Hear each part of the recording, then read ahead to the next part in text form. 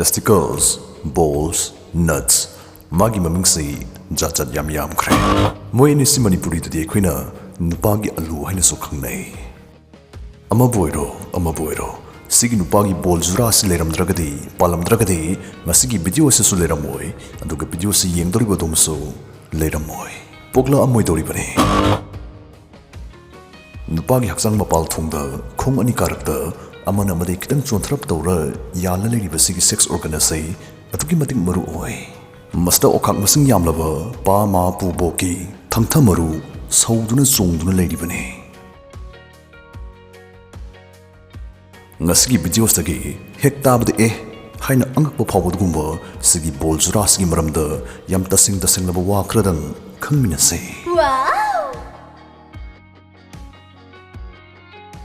Miyoi biksi kolhansi atai jiva singi aludagi hana horokse.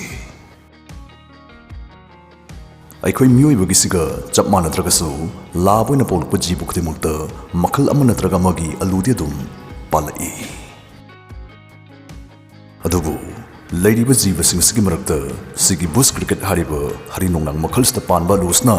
hekta bra nokning bahaigadra bitpi bahaigadra aduma makhalgi alu panba jiva du oi. Kamai tawgeda sigi jiba sigi masagi arumbasi sada tara maridi magi alugi arumbana oi bol achawa pali haibane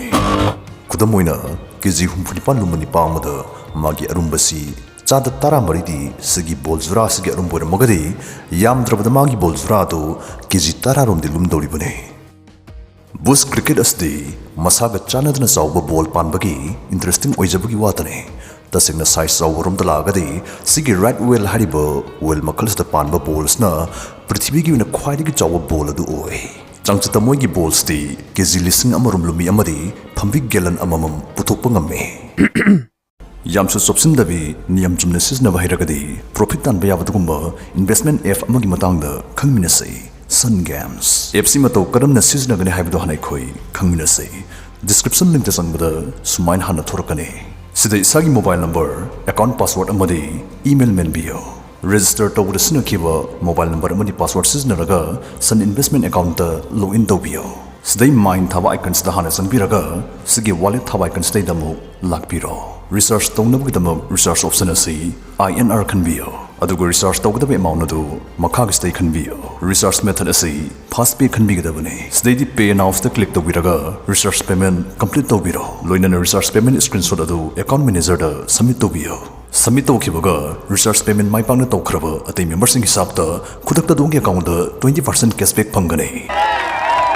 Members in research to amount to volume kai research cashback su wangkhat kani research amount amasung cashback ta upper limit leite yamaru ina soidana tawbigidaba madi invest tawbini musingna analyst forecast investment telegram group ase hana soidana join tawbigidabane maramdi sigi telegram group asta analyst na thaglakpa investment dealsing follow tawrogani profit tandoise interest lebi bisingna description link tagi download tawbiyo masigi investment platform ase kamdawge haibadu sell yamdabi matit khradang hana research tawrogi ingbiyo loinana company dagi 20% cashback khudakta phangbiyo Analyst forecast team everyday follow tawduna haisingna profit tanbiyo adugu ningsingbiyo sell gi thabak haibasi mitkum nahum singdaba section dabdi yadabane sun games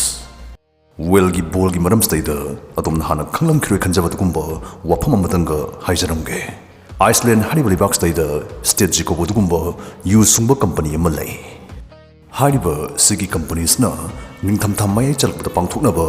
thori hariba kumhai sigdamba yam akhanana beer amasungki beer sigi maming valor to beer kawe matangsta interesting oriba wafamdi sigi beer asi finwell hariba well makhla sigi aludagi sungbane aikhoi miyoi bana thakna bada longdaw tawbasi masi masina su ahan banatri 16 dagi 18th century founder Canada dan pisingna haktin raga moina angang ba pamdragadi miron ba pamdragadi sigi bibar hariba sa sigi alusi moigi chada natraga yuda hapaga thaknarami kari maramgi thakliba madu thakladi pukkangakte angang miron di haina thajanarambagine hauze khoi adom nanga saidi khawrang ngai diba aikoi mioi bagi balls ki matang adu laknasi haktin nanabagi sem sarakpa matamda sauthurakpa hal ulakpa ngamlibasi mase aikoi penis khaknate penis na mathau pangamdaida aikoi ball sisu size double da chawkhlakpa ngame ꯀꯔꯤꯒꯨꯝꯕ ꯇꯥꯡꯀꯛ ꯑꯃꯗꯗꯤ ꯑꯩꯈꯣꯏ ꯅꯨꯄꯥꯒꯤ ꯕꯣꯜ ꯑꯁꯤ ꯃꯁꯤ ꯍꯛꯆꯥꯡ ꯃꯅꯨꯡꯗ ꯀꯦꯀꯨ ꯂꯣꯠꯂꯒ ꯂꯩꯈꯤꯕꯁꯨ ꯌꯥꯎꯏ ꯍꯥꯏꯕꯁꯤꯃꯗꯤ ꯑꯗꯣꯝ ꯍꯥꯟꯅ ꯇꯥꯕꯤꯈ꯭ꯔꯕ꯭ꯔꯥ? ꯑꯉꯥꯡꯈꯥꯎ ꯃꯅꯨꯡꯗ ꯑꯉꯥꯡ ꯅꯨꯄꯥ ꯑꯃ ꯑꯣꯏꯔꯛꯄ ꯃꯇꯝꯗ ꯅꯣꯔꯃꯦꯜꯂꯤ ꯑꯉꯥꯡꯁꯤꯒꯤ ꯑꯂꯨ ꯑꯁꯤ ꯃꯥꯒꯤ ꯃꯄꯨꯛ ꯃꯅꯨꯡꯗ ꯑꯗꯨꯝ ꯌꯥꯟꯊꯔꯒ ꯂꯩꯒꯅꯤ, ꯃꯄꯥꯟ ꯊꯣꯔꯛꯇꯕꯤ꯫ ꯄꯣꯛꯂꯛꯄ ꯀꯥꯟꯗꯗꯤ ꯃꯄꯥꯟꯗ ꯂꯩꯔꯝꯒꯗꯕꯗꯨ ꯃꯅꯨꯡꯗ ꯂꯩꯅ ꯑꯗꯨꯝ ꯄꯣꯛꯂꯛꯄꯁꯨ ꯌꯥꯎꯏ ꯃꯔꯛ ꯃꯔꯛꯇ꯫ ꯁꯝꯅ ꯍꯥꯏꯔꯕꯗ ꯑꯂꯨ ꯄꯥꯟꯗꯕꯤ ꯄꯣꯛꯂꯛꯄ ꯃꯥꯅ ꯎꯒꯅꯤ, ꯑꯗꯨꯕꯨ ꯑꯂꯨꯁꯤ ꯃꯅꯨꯡꯗꯗꯤ ꯌꯥꯎꯔ ꯂꯩꯔꯤꯕꯅꯤ꯫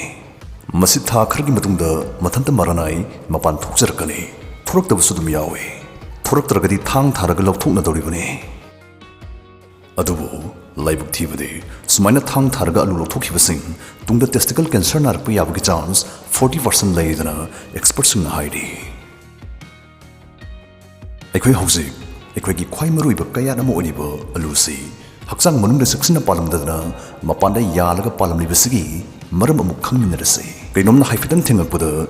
ꯁꯤꯔꯗꯧꯕꯣꯏ ꯅꯥꯗꯧꯒꯤ ꯉꯥꯏꯔꯒ ꯂꯩꯔꯤꯕ ꯁꯦꯟꯁꯤꯇꯤꯚ ꯑꯣꯏꯈ꯭ꯔꯕ ꯃꯥꯅ ꯍꯛꯆꯥꯡꯒꯤ ꯃꯄꯥꯟ ꯊꯣꯡꯗ ꯄꯥꯜꯂꯝꯂꯤꯕꯁꯤꯒꯤ ꯃꯔꯝꯁꯤ ꯑꯗꯨꯝꯁꯨ ꯁꯣꯏꯗꯅ ꯈꯪꯕꯤꯅꯤꯡꯉꯝꯒꯅꯤ꯫ ꯄꯥꯎꯈꯨꯝ ꯈꯪꯃꯤꯟꯅꯁꯤ꯫ ꯇꯦꯁꯇꯤꯀꯜꯒꯤ ꯈ꯭ꯋꯥꯏ ꯃꯔꯨꯑꯣꯏꯕ ꯃꯊꯧꯁꯤ ꯁ꯭ꯄꯔꯝ, ꯐꯝꯕꯤ ꯃꯔꯨ ꯄꯨꯊꯣꯛꯄ ꯑꯃꯗꯤ ꯍꯣꯔꯃꯣꯟ ꯁꯨꯡꯕ ꯑꯁꯤꯅꯤ꯫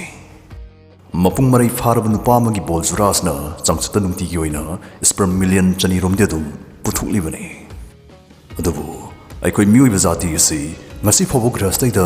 ꯃꯈꯥ ꯇꯥꯅ ꯁꯨꯝ ꯂꯩꯊꯜꯂꯛꯄꯒꯤ, ꯆꯥꯗꯥ ꯅꯥꯎꯗ ꯁꯟꯗꯣꯛꯂꯛꯄꯒꯤ ꯈ꯭ꯋꯥꯏꯗꯒꯤ ꯃꯔꯨꯑꯣꯏꯕ ꯀꯤꯌꯥꯟ ꯑꯣꯏꯔꯤꯕ ꯕꯣꯜ ꯖꯨꯔꯥ ꯑꯁꯤ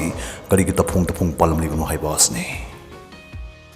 ꯅꯨꯄꯥꯒꯤ ꯇꯦꯁꯇꯤꯀꯜꯁꯅ ꯃꯄꯥꯟꯗ ꯄꯥꯜꯂꯝꯕꯒꯤ ꯃꯔꯝꯁꯤ ꯇꯦꯝꯄꯔꯦꯆꯔ ꯔꯤꯒꯨꯂꯦꯁꯟ, ꯃꯥꯒꯤ ꯑꯏꯪ ꯑꯁꯥ ꯑꯁꯤ ꯆꯥꯡꯗꯥ ꯑꯃꯗ ꯊꯝꯕ ꯌꯥꯅꯕꯒꯤꯅꯤ꯫ ꯐꯝꯕꯤꯅ ꯍꯤꯡꯕꯗ ꯈ꯭ꯋꯥꯏ ꯆꯥꯟꯅꯖꯕ ꯇꯦꯝꯄꯔꯦꯆꯔꯁꯤ 93 ꯗꯤꯒ꯭ꯔꯤ ꯐꯥꯔꯦꯟꯍꯥꯏꯠ ꯁ꯭ꯋꯥꯏꯁꯤꯗꯅꯤ꯫ ꯃꯁꯤꯃꯛꯇꯤ ꯑꯩꯈꯣꯏꯒꯤ ꯍꯛꯆꯥꯡ ꯃꯅꯨꯡꯒꯤ ꯇꯦꯝꯄꯔꯦꯆꯔꯗꯒꯤ ꯗꯤꯒ꯭ꯔꯤ 5ꯔꯣꯝꯗꯤ ꯏꯪꯊꯔꯤꯕꯅꯤ꯫ ꯅꯤꯡꯊꯝꯊꯥꯒꯨꯝꯕ ꯑꯏꯪꯕ ꯃꯇꯝꯗꯗꯤ ꯑꯃꯨꯛ ꯕꯣꯜꯁꯤ ꯑꯁꯥꯕ ꯄꯥꯝꯃꯛꯏ, ꯏꯪꯃꯜꯂꯒꯁꯨ ꯁ꯭ꯄꯔꯝ ꯁꯤꯗꯧꯔꯤꯕꯅꯤ꯫ ꯃꯔꯝꯁꯤꯅ ꯌꯥꯝ ꯏꯪꯉꯀꯥꯟꯗꯗꯤ ꯑꯂꯨꯁꯤ ꯁꯨꯡꯖꯤꯜꯂꯒ ꯃꯊꯛꯂꯣꯝꯗ ꯀꯥꯈꯠꯂꯛꯀꯅꯤ꯫ ꯃꯈꯣꯡ ꯄꯥꯟꯕꯗꯧꯅ ꯑꯂꯨꯁꯤꯅ ꯀꯥꯈꯠ ꯀꯨꯝꯊ ꯌꯥꯍꯜꯂꯤꯕꯁꯤꯅ ꯁ꯭ꯀ꯭ꯔꯣꯇꯝ ꯍꯥꯏꯗꯤ ꯑꯂꯨ ꯈꯥꯎꯁꯤꯅ ꯁꯨꯃꯥꯏꯅ ꯆꯤꯡꯈꯠ ꯆꯤꯡꯊ ꯁꯥꯟꯅꯕꯅꯅꯤ꯫ ꯃꯊꯥꯏ ꯊꯥꯏꯅꯗꯤ ꯃꯆꯥꯅꯨꯄꯥ ꯄꯣꯛꯄ ꯄꯥꯝꯕꯁꯤꯡꯅ ꯑꯣꯏ ꯊꯪꯕ ꯑꯂꯨꯁꯤ ꯀꯛꯊꯠꯂꯒ ꯂꯪꯊꯣꯛꯅꯕꯒꯤ ꯋꯥꯔꯤꯁꯨ ꯂꯩ꯫ ꯀꯔꯤ ꯃꯔꯝꯒꯤ ꯀꯛꯏꯕ? ꯑꯣꯏ ꯊꯪꯕ ꯕꯣꯜ ꯑꯁꯤꯅ ꯅꯨꯄꯤ ꯄꯣꯛꯅꯕ ꯐꯝꯕꯤ ꯁꯨꯡꯂꯤꯕꯅꯤ, ꯑꯗꯨꯒ ꯌꯦꯠ ꯊꯪꯕ ꯕꯣꯜ ꯑꯁꯤꯅ ꯅꯨꯄꯥ ꯄꯣꯛꯅꯕ ꯐꯝꯕꯤ ꯁꯨꯡꯂꯤꯕꯅꯤ ꯍꯥꯏꯅ ꯂꯥꯟꯅ ꯊꯥꯖꯅꯔꯝꯕꯒꯤꯅꯤ꯫